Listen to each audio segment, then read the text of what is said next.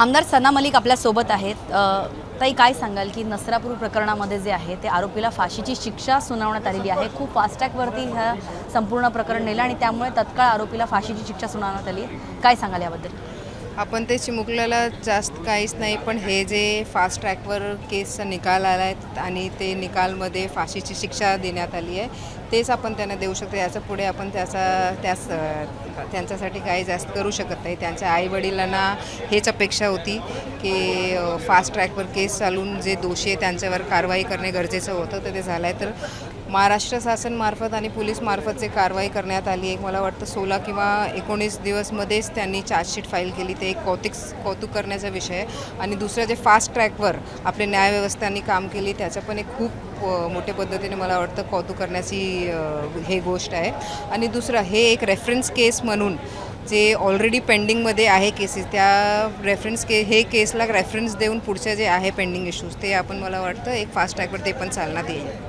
पण या नसरापूर प्रकरणानंतर इतर जी काही पेंडिंग प्रकरणं आहेत त्याच्यामध्ये पण लवकरात लवकर जे आहे त्या आरोपींना शिक्षा देण्यात यावी, कारण आपल्याला बदलापूरचं प्रकरणसुद्धा माहिती आहे। असे प्रकार होऊ नयेत म्हणून नसरापूर प्रकरणाच्या धर्तीवरच असे फास्ट ट्रॅक कोर्ट चालावी यासाठी काही मागणी करणार आहात का? ऑलरेडी सभागृहात हे मागणी जेव्हा आपले सन्माननीय मुख्यमंत्री महोदयांनी त्याचा उल्लेख केला होता, जेव्हा ते भाषण दिलं यावर संवाद दिलं, तेव्हा त्यांनी ऑलरेडी क्लॅरिफाय केलं आहे जे काही पेंडिंग इश्यूज आहे याच पद्धतीने त्या फास्ट ट्रॅकवर चालणार आणि हे केसचा रेफरन्स देऊन त्यांना पण गती भेटणार। ताई दुसरा प्रश्न आहे, कारण तुम्ही स्वतः तरुण वयापासून तुम्ही राजकारण सुरू केलेलं आहे। नीट पेपर फुटला, त्याच्यानंतर TETचा पेपर फुटलेला आहे, अनेक तक्रारी तुमच्याकडे पण दाखल झाल्या असतील। कसं बघता याकडे की एक साधा परीक्षा जो आहे तो सुद्धा सरकार घेऊ शकत नाही, शासन घेऊ शकत नाही? कारण तुम्ही पण बघणार, जेव्हा सोशल मीडिया इतकं फॉर्म आणि जोराने चाललं आहे त्याच वेळी आपण बघतात की पेपर फुटीचा जे इश्यूज आहे जास्त चालू आहे, तर याचा आणखी कठोर काय पावलं उचलणार येणार त्याची माहिती आणि त्याचं डिस्कशन आम्ही आज करून घेतलं आहे। आणि आमच्याकडे सरकारकडून खूप पॉझिटिव्ह रिप्लाय आहे की याच्यासाठी आणखी आपण काय स्ट्रिक्ट सगळे इम्प्लिमेंटेशन करू, त्याचं काम चालू आहे आणि जे दोषी आहेत त्यांच्यावर ऑलरेडी कारवाई चालू करण्यात आला आहे।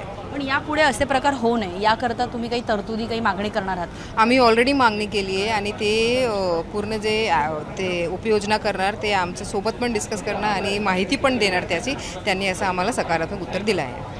थँक्यू बोलल्याबद्दल। तर आपल्यासोबत होत्या आमदार सना मलिक, ज्यांचं सरळ म्हणणं आहे की पेपर फुटी प्रकरणात जे आहे तर सरकारने तात्काळ जी आहे ती कठोर भूमिका घेतलेलीच आहे, मात्र इथून पुढे असे प्रकार होणे म्हणजे पेपर फुटीचे प्रकार होणे याकरता सुद्धा सरकारकडून तरतूद घेतली जाईल। आणि त्याचबरोबर नसरापूर प्रकरणामध्ये चिमुकलीला न्याय जरी मिळाला असला तरी अद्याप अनेक चिमुकल्यांचे न्याय जे आहेत ते त्यांना मिळाले नाही आहेत। अनेक आरोपी जे आहेत त्यांनासुद्धा फास्ट ट्रॅक कोर्टवरती ही संपूर्ण अशा केसेस ज्या आहेत ज्या चिमुकलींवरती अन्याय होतात त्यांच्या आरोपींना फास्ट ट्रॅक कोर्टवरती नेऊन त्यांच्याबाबतसुद्धा लवकरात लवकर निकाल देण्यात यावा, अशा प्रकारची मागणी आता महायुतीमधील बरेच सारे नेतेसुद्धा करताना या ठिकाणी पाहायला मिळतात। व्हिडिओ जर्नलिस्ट राजेशसह ज्योत्स्ना गगने, जय महाराष्ट्र, मुंबई।